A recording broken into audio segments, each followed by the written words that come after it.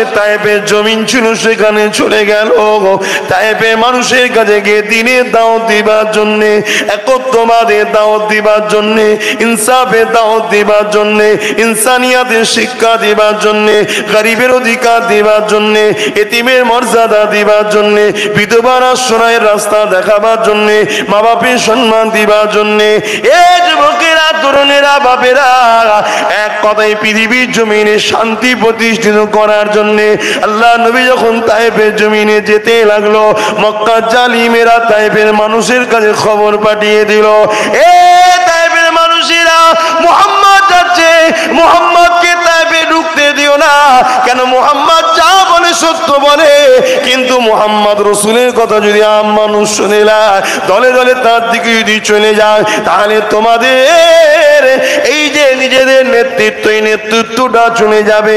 আমার রসুলের পাক সাল্লাল্লাহু আলাইহি ওয়াসাল্লাম যখন তায়েফের জমিনে ঢুকতে লেগেছে, ঢুকার আগে এমন করে বর্ডারে দেখা যায়, রাস্তা বর্ডারে তায়েফের জমিনের মুখেতে এমন করে পাথর নিয়ে, ইট নিয়ে এমন করে আমার রসুলের পাক সাল্লামকে লক্ষ্য করে ছুটতে লেগেছে।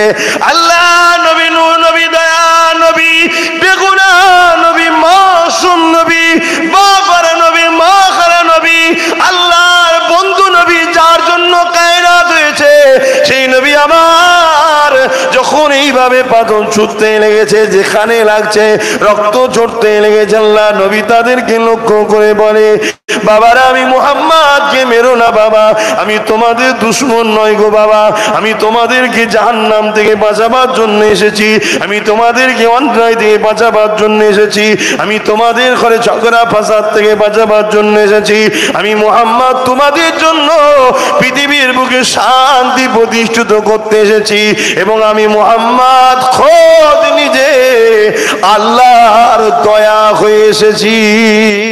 কি গো, বড্ড বেশি বলে ফেলছি নাকি? হা হা হা, আমার ভাই বোঝেন, ভাই বোঝেন, হালকা বয়স একটু লাফালাফি হয়ে যায় জানি, কিন্তু বেশি লাফানো তো আর ভালো না, তাহলে ঠ্যাং ভেঙে যাবে। তো সীমানার মধ্যে থাকো, তাহলে বিপদ আসলে টুক করে ঢুকে পড়তে পারবে। সমাজে দেখবেন না মুরগির বাচ্চা হয়, কথা কোনো খারাপ নেবেন না, বোঝেন, মুরগির বাচ্চা হয়, দেখবেন মা মুরগি বাচ্চা কোনো গেলে ঘরে, আর চারিদিকে মায়ের চতুর্দিকে ছড়িয়ে থাকে। যখনই বিপদের কোনো সিগন্যাল পায়, মা একটা আওয়াজ করে, বাচ্চা কোনো ছুটে মায়ের পেটের তলায় ঢুকে যায়, আর বিপদ হয়। কি গো, বিপদ হয়। কিন্তু যে বাচ্চা কোনো মায়ের থেকে অনেক দূরে থাকে, ও আস্তে করতে চিল সোমরলে চলে যায়। তা আমার যুবকদের বলবো, ইসলাম হচ্ছে আমাদের মায়ের মতো, বুঝাবার জন্য বলছি।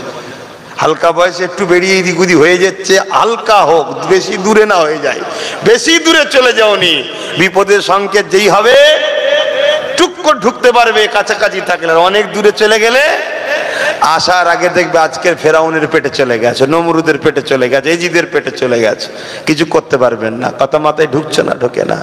হ্যাঁ, একটু লাইনে থাকো, বেশি এদিক ওদিক করো না আমার ভাইরা। মুসলমান ঘরের ছেলে মেয়েরা, তরুণেরা, বাপেরা, নবী পাকের প্রেমিকেরা, আল্লাহ পাক আমার নবী পাককে কি নিয়ামত করেছেন। সারাটা জীবন যে নবী আমার তোমার আমার জন্য কেঁদেছে, সেই নবী পাকের জন্য কখনো কি তোমার আমার অন্তরে দয়া হয়? তোমার আমার অন্তরে কি ময়া হয়? তুমি আমি কি কখনো নবীর জন্য কেঁদেছি? কখনো রাত্রিরে নিরিবিলিতে একা হয়ে দরুদ পড়তে পড়তে সবুজ গম্বুজকে খেয়াল করে করে মনটা কি কখনো তোমার কান্না এসেছে? কখনো কি তোমার মনে হয়েছে আমি একবার মদিনা শরীফে যাব, আমার রাসূলুল্লাহর কদমের কাছে দাঁড়িয়ে বলবো, ইয়া রাসূলুল্লাহ, হাবিবাল্লাহ, আমি গুনাহগারের জন্য দোয়া করে আল্লাহ যেন আমাকে হিদায়াত দান করে।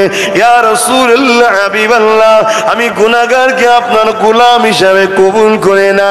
ইয়া রাসূলুল্লাহ, হাবিবাল্লাহ, আপনি আমার জন্য দোয়া করেন, আমি যেন মুত্তাকি হতে পারি, আমি যেন 5 ওয়াক্ত নামাজি হতে পারি, আমি যেন মুমিন মুমিনা হতে পারি, আমি যেন আল্লাহ পাকের রাস্তায় চলতে পারি। পারে। ইয়া রাসূলুল্লাহ, হাবিবাল্লাহ, আপনি দোয়া করে, কেননা সবার দোয়া মিস হতে পারে। ইয়া রাসূলুল্লাহ, আপনার বলাটা মিস হবে না। আর আপনি রহমাতের নবী, দয়া নবী, শুনেছি ইতিহাস আপনার দরবার থেকে কেউ কোনোদিন ফিরে যায় না।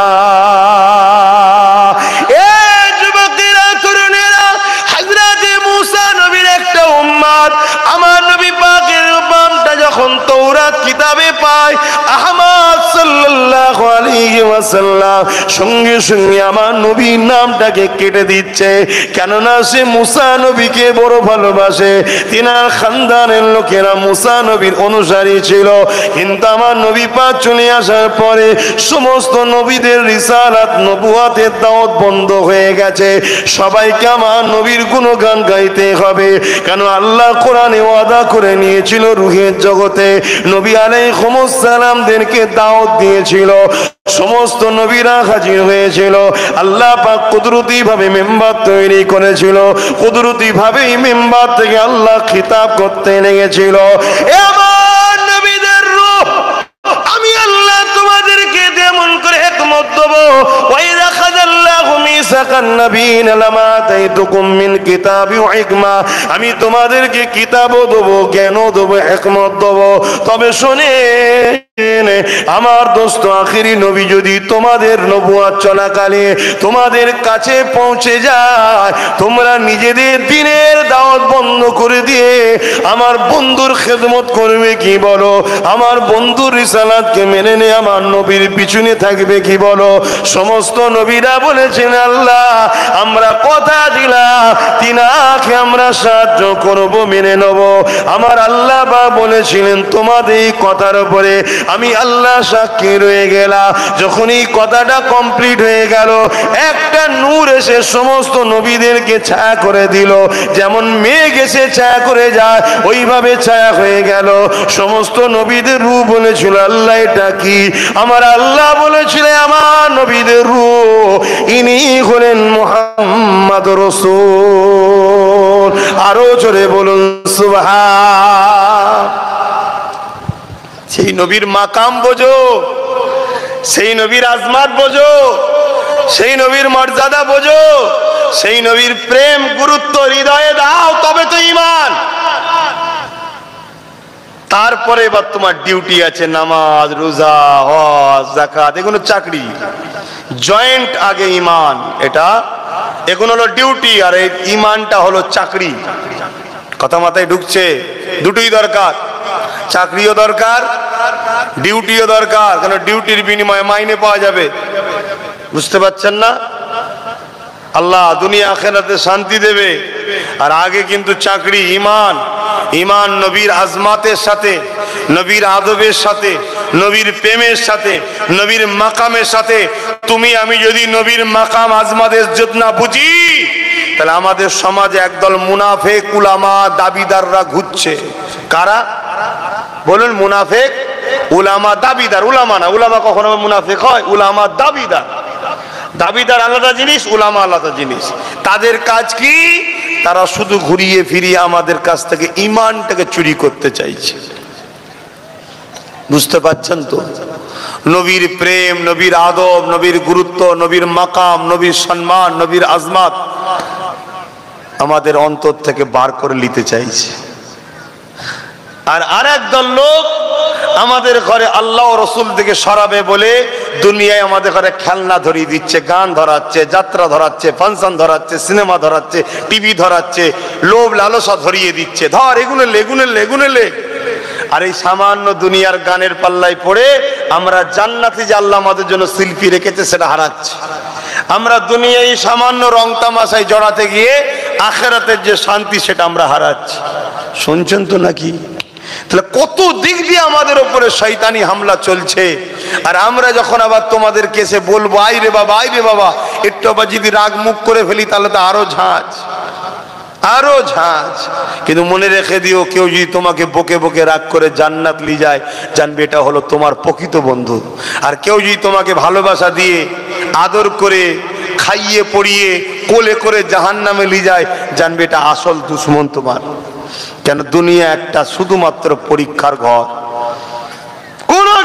নেই। এখানে যতগুলো ছেলে আছে একটা কেউ ঘরে সশরীরে নিজের পায়ে হেঁটে যেতে পারবে? কেউ গ্যারান্টি দিতে পারবে না। পারবেন? কারো গ্যারান্টি আছে? হ্যাঁ, আপনারা যদিও চ্যালেঞ্জে দিতে পারেন, আমি তো দিতে পারবো না ভাই। আমি যে হেঁটে নামতে পারবে এর কোনো গ্যারান্টি নেই। ওটাও তো দূরের কথা, হয়তো উঠতে গেলাম ওপরে পড়ে গেলাম, বেরিয়ে চলে গেল। কথা বুঝছেন না বোঝেন না? কোনো গ্যারান্টি নেই। আর এটা সত্য কথা, আমার জান চলে যাবে। আপনাদেরটা যাবে তো নাকি?